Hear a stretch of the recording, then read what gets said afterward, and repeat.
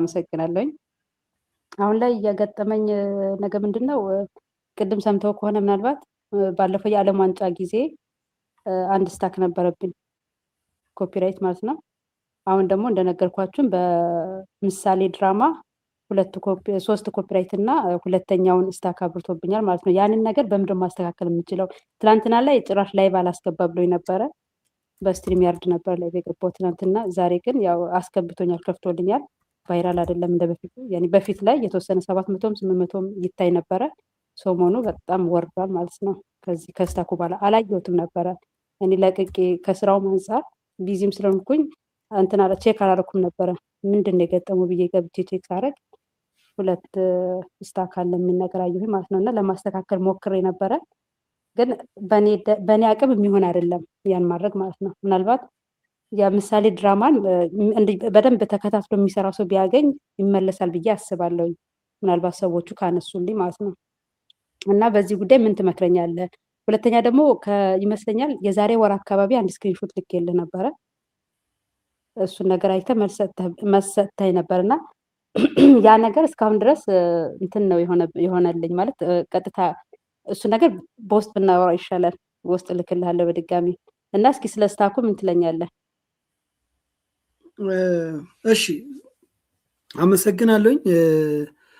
እንግዲህ እንደምታውቁት ኮፒራይት አለ፣ ኮፒ ስትራይክ አለ። እንግዲህ የሁለቱን ልዩነቶች ጠንቅቆ ማወቅ ያስፈልጋል። ኮፒራይት ምንድነው? ኮፒ ስትራይክ ምንድነው?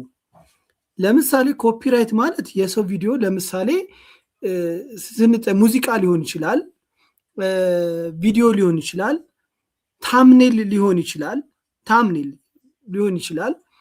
የሰው ቪዲዮ ወስደን ስንሰራ ወይም ደግሞ ብዙዎቻችሁ አሁን እንደምታደርጉት የሰው ፎቶ ባክግራውንድ አድርጋችሁ አበባ ሊሆን ይችላል፣ ተራራ ሊሆን ይችላል፣ በካሜራ የተነሱ ሆነ የባለቤትነት መብት ያላቸው ፎቶግራፎች አሉ። ኮፒራይት በቃ ምክንያቱም የአንድን ሰዓሊ ስዕል ወስደሽ እንደማትጠቀሚው ሁሉ የባለቤትነት መብት እንደንትን እንዳለ ሁሉ ቆይ አንድ ይቅርታ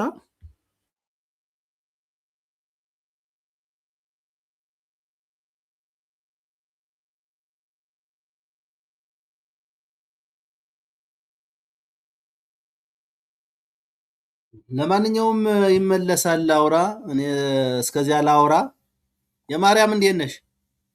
እግዚአብሔር ይመስገን ሰላም ነው አለሁ። የዋሃው እባላለሁ ከአዲስ አበባ ፊንፊኔ ነው። እሺ አመሰግናለሁ። ሶሊያና እባላለሁ በቻናል ስሜ። ኦኬ ሶሊያና ነሽ እንዴ? አቅሻለሁ። አንቺንማ የድሮ አጋሮቻችን አጋር ድርጅታችን ነሽ። ድሮ ነበርኩኝ በማለት ትቼው ነበረ ረጅም ጊዜ።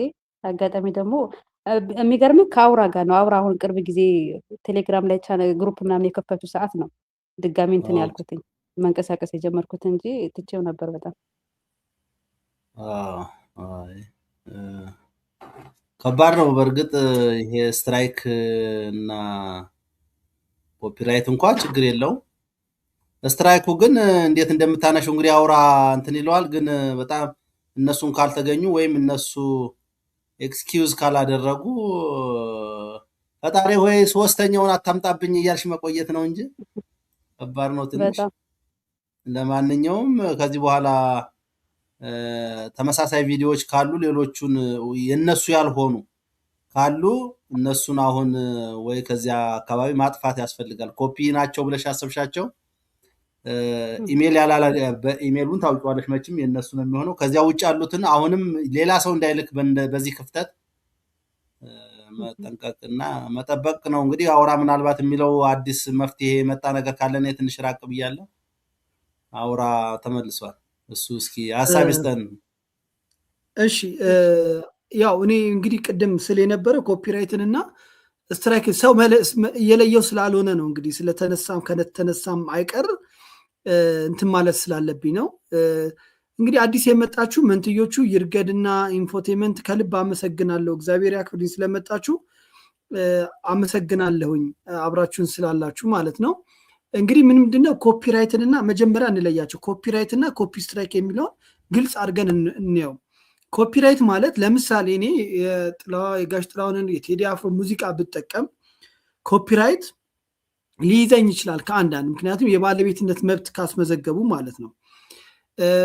ታምኔልም ሊሆን ይችላል። ቅድም እንዳልኳቸው አሁን ብዙዎቹ የሚሸወዱት ምንም ይላሉ፣ ምንም የሰው ቪዲዮ አልጫንኩኝም ሁሉም የራሴ ነው ምናምን ይላሉ። ግን ገብታችሁ ስታዩ ኮፒራይት ማለት የባለቤትነት መብትነትን የሚጠበቅባቸው ስለሆኑ ምስሎችን ይጠቀማሉ፣ ፎቶችን፣ ተራራዎችን፣ ባህሮችን ምናምን ዳውንሎድ አድርገው ላይፍ ሲገቡ ይጠቀማሉ። እነዛ ፎቶዎች የኮፒራይት አሁን ላይ ደግሞ ጭራሽ ብሶበታል። በነገራችን ላይ ለምንድን ነው ኤአይ ይጠቀማል? ዩቲዩብ ጄሚና ኤአይ ስለሚጠቀም የማን ቪዲዮ እንደሆነ የማን ፎቶ እንደሆነ ከየት እንደመጣ ያመጣችሁበትን መጀመሪያ መነሻውን ራሱ በደንብ ለይቶ ያውቀዋል።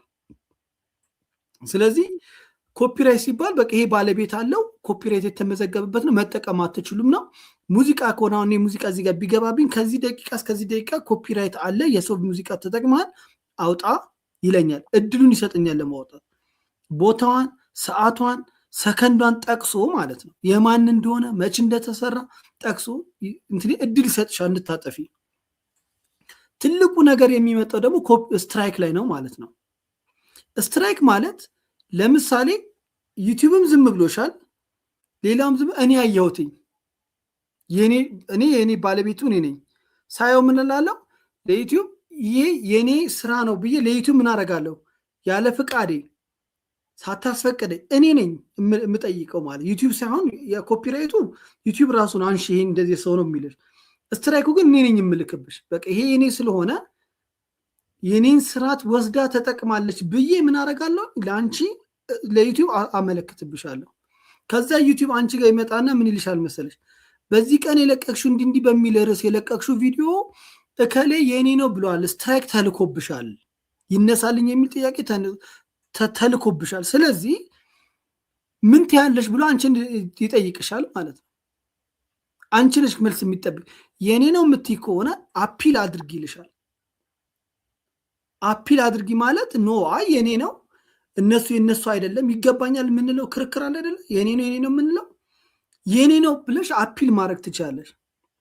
ግን ያንን ማድረግ ማትችይና አሳማኝ አንቺም እርግጠኛ የነሱ መሆኑ ካወቅሽ ያንን ስትራይክ እንዲያነሱልሽ ሰዎችን ነው የምታናግረው። ኢሜይላቸው አለ፣ እዛ ስትራይክ የተላከበት ላይ ኢሜይላቸው አለ፣ አድራሻቸው አለ።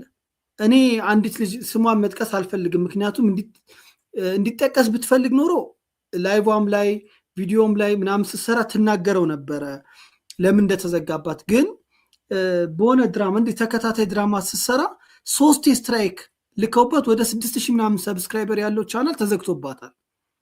አከታትለው ነው የለቀቁባት። ይሄ ቆይቶም አይደለም፣ በየሁለት ቀን ልዩነት ስትራይክ ላኩባት። ከዛ አናገረችኝ በውስጥ ስልኩን አፈላለኩ፣ ደወልኩኝ። እስቲ እናናገራታለን ዱባይ ነው ያለችው አሉኝ። አንደኛዋ ግን ምንም እኔ ያው ባለኝ ነገር ኮሚኒኬት አድርጌ ደጅ ጠንቼ እንደዚህ ስለሚቸገሩ ነው በማርያም በእግዚአብሔር ብዬ ሁሉ ማለት ነው። ግን ቀናነትና እናንተ ያላችሁበትን ነገር መረዳት ካልቻሉ ምንም ማድረግ አይቻልም ነው እያልኩሽ ያለሁት። ስለዚህ በአንድም ይሁን በሌላ መንገድ እነዛን ሰዎች ስትራይኩ እንዲያነሱልሽ ማፈላለግ ነው። እዛ ዩቲዩብ ስቱዲዮ ውስጥ ኢሜይላቸው አለ፣ ስትራይክ የተላከበት ኢሜይል ይኖራል። ብዙ ጊዜ በቃ ማለት በቃ እሺ ትቻታለሁ አንስቻለሁኝ ካላሉልሽ ትንሽ አስቸጋሪ ነው፣ ስራሽ ላይ መጠንቀቅ ያስፈልግሻል ነው። እሷም ልጅቷም በእንዲህ በተከታታይ ድራማ ነው እንደዚህ አይነት ነገር እንትን የምትለው ማለት የሚጠቀሙት። ግን ምን አይነት ነገር አለ መሰላችሁ? እዚህ ጋር ሁላችሁም እንድታቁ የምፈልገው በጣም መሰረታዊ ነገር እንድታቁት የምፈልገው ነገር፣ ብዙዎቻችሁ የምትሸወዱትን ነገር ልንገራችሁ። ቪዲዮ ትለቃላችሁ አይደል? ቪዲዮ ስትጭኑ እንደምታቁት ከታች ኢንፕሮግራም ኖ ኢሹ ፋውንድ ይላችኋል አይደለ? ምንም ችግር አላገኘሁበትም፣ እዛ ቪዲዮ ላይ ምንም አይነት ችግር የጫናችሁበት ቪዲዮ ላይ ምንም አይነት ችግር አላገኘሁበትም ይላችኋል። እናንተ ትመጡና ኧረ እኔ ኮፒራይት የለም ምንም ችግር የለበትም ብሎኝ ነው የጫንኩት ብላችሁ ትናገራላችሁ። ብዙ የሰማሁትን ነው ያየሁትም ነው። ግን ኖ ኢሹ ፋውንድ አለ ማለት ችግር አያገኝም ማለት አይደለም። ይነግራቸዋል። ካለመረዳት ነው እንጂ እዛው ዝቅ ብሎ ወደፊት ግን ችግር ካገኘውኝ ኮፒራይት አሁን ይሄ ሙሉ ለሙሉ ችግር የለውም ብዬ እንትን ምለው ለአሁኑ ነው እንጂ እስከ መጨረሻው አይደለም ብሎ ከስር ያሳውቃል። እኔ የዛሬ 3 ዓመትና 4 ዓመት ዩቲዩብ ስጀምር እጠቀማት የነበረች አሁን አውራ የሚለው ሙዚቃ ከመምጣቱ በፊት እጠቀሙ የነበረው ሙዚቃ ነበረ። ወደ 2 ዓመት ተኩል ምንም ኮፒራይት አላዘኝም። ከ2 ዓመት ተኩል በኋላ ኮፒራይት ኢሹ አመጣብኝ። ያ ነገር ኮፒራይት አመጣብኝ። ስለዚህ ሁሌ ይናገራል፣ ኢሜይላችሁን ቼክ አድርጉ፣ ዩቲዩብ ስቱዲዮቹን ቼክ አድርጉ። ኮፒራይት የለብኝም ስትራይክ የለብኝም ብላችሁ ልትመጻደቁ አይገባም። ማናችንም ልንመጻደቅ አይገባም። በእድል ሆኖ አሁን እኔ አንድ የገጠመኝ ባለፈው አሁን ያልኳችሁ ሙዚቃ ኮፒራይት ይላክ እንጂ ሞኔታይዜሽኑን ምኑን አላነሳውም። የሙዚቃው ወይም በዛ ቪዲዮ የተሰሩትን አላነሳውም። ምንድን ነው ያለኝ? በዚህ ቪዲዮ ከምታገኘው ገቢ ሼር ታደርጋለህ። በነገራችን ላይ 3 አይነት መንገድ ነው ያለው። አንደኛ ኮፒራይት ሲይዛችሁ አረንጓዴ ከሆነ ሞኔታይዝ ነው፣ ክፍያ ልትሰሩበት ትችላላችሁ። የዶላር ምልክቱ አረንጓዴ ከሆነች። ቢጫ ከሆነ ወይም ብርቱካንማ ከሆነ ደግሞ ምን ይላል ማለት ነው? ቻናላችሁ ላይ ምንም አይነት ችግር አያመጣም፣ የከፋ ችግር አያመጣም፣ ምንም ችግር የለውም። ያ ቢኖር ግን ያቺን ቪዲዮ በተመለከተች ግን ገንዘብ አሰሩባትም ነው። ይታያል፣ ምን ይላል፣ ሰው ያየዋል፣ ምን ይላል፣ ግን ገንዘብ በዛ ቪዲዮ አይሰራል። ቢጫ ከሆነች ወይም ብርቱካንማ ከሆነች። ቀይ ከሆነ ግን አውቶማቲካሊ ገንዘብም አሰሩም ወይም ያንን ቪዲዮ እንድታጠፉ ትገደዳላችሁ፣ ወይ ቆርጣችሁ እንድታወጡ ትገደዳላችሁ፣ ያንን ኮፒራይቱን ማለት ነው። ልክ እንደዛ ሁሉ አረንጓዴዋ ገንዘብ መስራት ትችላላችሁ የምትለው ሞኔታይዜሽኗ ልክ እንደዛች አይነት ከለር አረንጓዴ ሆኖ ደግሞ 2 የቀስት ጭንቅላት ያለው ምልክት ይዞ ይመጣል። ቀስቱ አንድ መስመር ሆኖ ጫፉ ላይ 2 የቀስት ምልክት ሼር ታደርጋለህ። ለምሳሌ እኔ በዛሬ ላይቬ $20 የማገኝ ከሆነና ኮፒራይት ቢይዝና የኮፒራይቱ አይነት ግን ሞኔታይዙን የማያነሰው ግን ለባለቤቱ ኮፒራይቱን ለተጠቀምኩበት ባለቤት ሼር ማድረግ ካለብኝ ሼር ታደርጋለህ። ሰውየው ፈቅዷል፣ ግን የፈቀደው እያካፈልነው እንድንሰራ ነው። እኔ የተሚዲያን ቪዲዮ እጠቀማለሁ አይደለ? የምጠቀመውን ቪዲዮ እሱ ምን ብሎት ሊሆን ይችላል?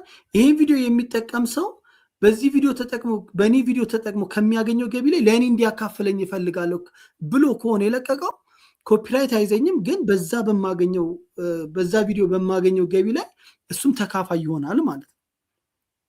ስለዚህ የብዙዎቻችሁ እንትን አንድ የጫናችሁ መለስ ብላችሁ አታዩትም።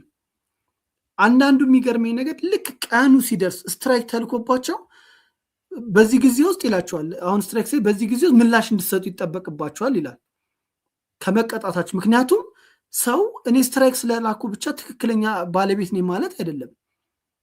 አሁን ተም ሚዲያ ላይ ስትራይክ ብልክበት ከመሬት ተነስቼ ሊሆን ይችላል፣ ግን የኔ ቪዲዮም ሳይሆን ይሆናል ምልከው ስትራይክ ምልከው። ስለዚህ ዩቲዩብ ምን ያደርጋል? እድል ይሰጠናል ምላሽ እንድንሰጥ። ምላሽ መስጠት በማይቻልበት ሞመንት ላይ ልንደርስ እንችላለን። ቀድመን አንዘጋጅም። ቀድመን ቼክ የሚያደርግ ሁሌ ከእንቅልፋችሁ ስትነሱ፣ ባለፈውም ተናግሬዋለሁ፣ ስልካችሁን ስትከፍቱ አብዛኞቻችሁ እርግጠኛ ሆኜ የምነግራችሁ የት እንደምትሄዱት ታውቃላችሁ። ጀማሪ ከሆናችሁ ሰብስክራይበራችሁ ስንት እንደደረሰ ማየት ነው የምትፈልጉት። ሰዓታችሁ ስንት እንደደረሰ ነው ማየት የምትፈልጉት። አንድ መሆን የሆናችሁ ደግሞ ሰብስክራይባችሁና ገንዘባችሁ ስንት እንደቆጠረላችሁ ነው ማየት የምትፈልጉት እንጂ ዩቲዩብ ምን ላከልኝ የሚለው ማየት አታዩ። ምን አዲስ ህግ አወጣ? አሁን አንድ ሰሞን ታስታውሱ እንደው ብዙ ልጆች ቻናላቸው ተዘግቷል። ላይፍ ሲገቡ የነበሩ ያለ ኮፒራይት ያለ ስትራይክ ሲዘጋባቸው ነበር፣ ሲያወርዳቸው ነበር፣ ሲቀጣቸው ነበር። ለምን? የኤጅ ፖሊሲ። ወይኔ መብራት ጠፋ። እሺ ችግር የለም። ለማንኛውም ዋይፋዩም ቻርጅ ስለሆነልኝ እሺ። እና ለምንድን ነው እንደዛ አይነት ችግር ውስጥ የተገባው ስል አታዩትም? ውስጥ አዲስ ህግ መጥቶ ነበር። ምን የሚል ኤጅ ፖሊሲ የሚባል ህግ መጥቷል። አሁን ብዙ ሰው ኢሜል መክፈቱን እንጂ የከፈተበትን እድሜ ቼክ አደረገውም። ጸጥ ብሎ 19 ምናምን 2018 2010 ብሎ ኢሜል ይከፍታል። ለምሳሌ 2010 ላይ የተከፈተ ኢሜል አሁን ስንት ነው እድሜ የሚሆነው ብለን ስናይ አሁን 2026 አይደል 16 ዓመቱ ነው። እሺ 2013 ቢሆን ደግሞ 3 ዓመት ስንቀንስ ገና 13 ዓመቱ ነው ያሰው። ስለዚህ አንደር ኤጅ ሆናልና ዩቲዩብ የህፃን ቻናል ነው ያንን ሰው መስራት የሚፈቅድለት፣ ላይቭ እንዲገባ አይፈቅድለትም። እንደዚህ ኮመንት ክፍት እንዲሆንለት እንትን አይልም። ለምንድን ነው እንደዚህ አይነት ነገሮችን ልክ ሰባችሁን እንደምታዩት ቪዋችሁ እንደምታዩት ምን ያህል ቆጠረ ብላችሁ እንደምታዩት ዩቲዩብ ምን አዲስ ህግ አመጣ? እኔ የዛሬ 5 ወርና 6 ወር ምናልባት እድል የነበረች ይመስለኛል